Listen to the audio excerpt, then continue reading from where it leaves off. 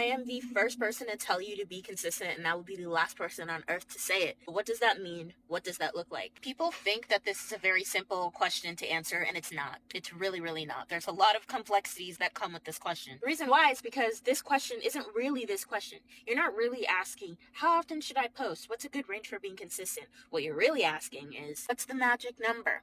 And there is no magic number. Are you a 32-year-old with a husband and kids and you have to take your kids to daycare and then you have to pick them up from soccer practice? Are you 26 and you work a corporate 9 to 5, so in your off hours the only time that you can actually make content are after dinner? Do you have an autoimmune disorder that makes you really tired during the day? Do you get migraines? At this point you're like, what the hell does this have to do with it? Everything. It has to do with everything. Because I can tell you that the best way to grow on TikTok is to post 5 times a day, 10 times a day, 7 times a day, 2 times a day, daily. Just once a day. You can think that that's the right answer. You can think, okay, I need to post 3 times a day in order to see maximum growth.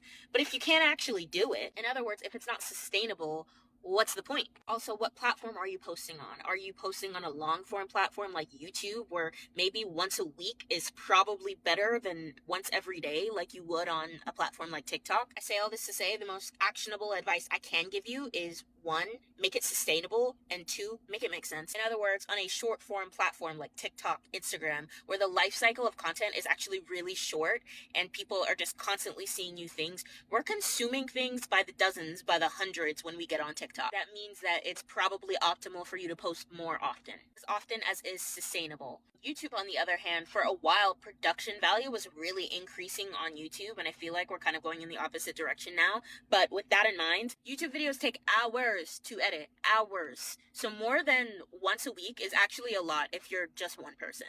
So what's your end goal? What's the whole point of all of this? Why do you want to create?